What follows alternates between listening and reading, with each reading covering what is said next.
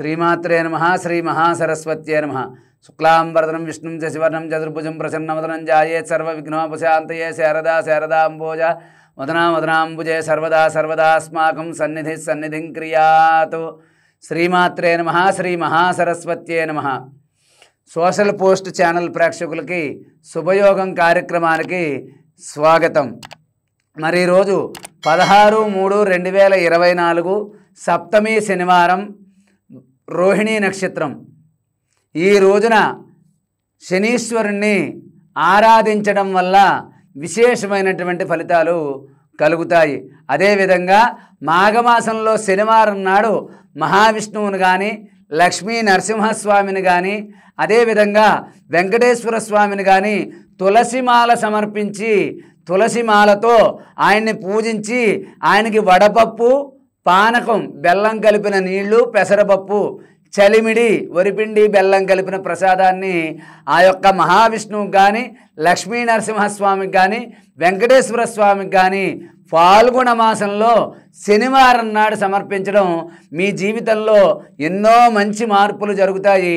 చాలా విశేషమైనటువంటి ఫలితాలు అనేవి కలుగుతూ ఉంటాయి.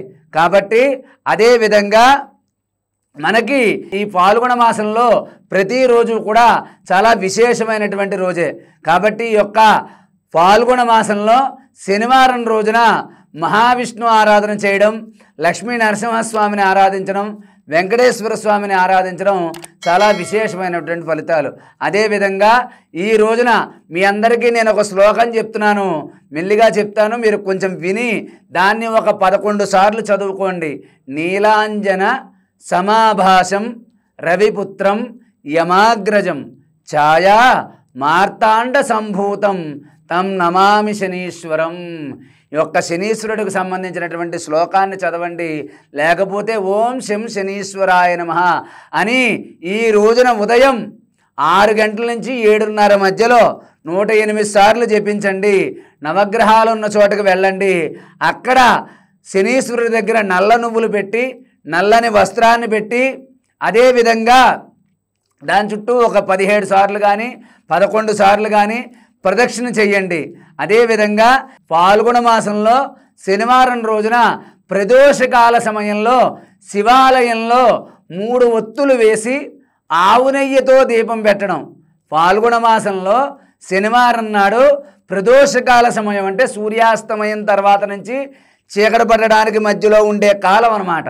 ఈ ప్రదోషకాల సమయంలో ఈ యొక్క ఫాల్గుణ మాసంలో సప్తమి శనివారం నాడు చాలా విశేషమైనటువంటి రోజు కాబట్టి సాయంత్రం పూట శివాలయానికి వెళ్ళి ఆవు నేతితో కలిపినటువంటి 3 ఒత్తులు పెట్టి ఆ శివుడికి ఒక దానిమ్మ పండు కానీ, ఒక జామ పండు కానీ నైవేద్యంగా సమర్పించండి.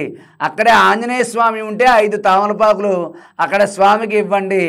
ఆ యొక్క శివాలయం చుట్టూ 11 సార్లు ప్రదక్షిణ చేసి మీ మనసులో ఉన్న కోరికలను తలుచుకుని కొద్దిగా స్వయం పాకం, బియ్యం, 2 రకాల కూరలు, బెల్లం, చింతపండు, ఏదైనా ఒక తోటకూర కట్ట, ఏదైనా ఒక ఆకుకూర కలిపి ఆలయంలో అర్చకుడికి కానీ బ్రాహ్మడికి కానీ దానం చేయండి. మీకు ఉన్నటువంటి శత్రు బాధలు మనసులో మీకు ఎవరి వల్లైనా భయం ఉందంటే ఆ భయం తొలగిపోతుంది. సంపూర్ణ శివానుగ్రహం కలుగుతుంది. అదేవిధంగా మీరు ఎవరైనా సరే పెళ్లి రోజు, పుట్టినరోజు జరుపుకుంటున్న వాళ్ళు ఎవరైనా ఉంటే మా యొక్క ఛానల్కి కింద కనిపించే నెంబర్కి మీ గోత్రము, మీ పేరు తెలియజేస్తే మా ఛానల్ ద్వారా మీకు పెళ్లి రోజు శుభాకాంక్షలు తెలియజేస్తాం. మరి ఈ రోజున పెళ్లి రోజు జరుపుకుంటున్నటువంటి రాజేంద్రనగర్ తాలూకా బుద్వేల్ గ్రామం నాగరాజు, సుధా దంపతులకు మా యొక్క ఛానల్ ద్వారా పెళ్లి రోజు శుభాకాంక్షలు తెలియజేయడం జరుగుతోంది. ఓం శతమానం భవతి శతాయు పురుష శతేంద్రియ ఆయుష్యేవేంద్రియే ప్రతిష్టతి. సంపూర్ణ ఆయురారోగ్యదా ఫలసిద్ధిరస్తు, మనోవాంఛా ఫలసిద్ధిరస్తు. నాగరాజు, సుధా దంపతులు సంపూర్ణ ఆయురారోగ్యాలతో ఉండాలని, వాళ్ళ జీవితం అన్యోన్యంగా ఉండాలని చెప్పి ఆశీర్వదిస్తూ సర్వే జనా సుఖినో భవంతు. స్వస్తి.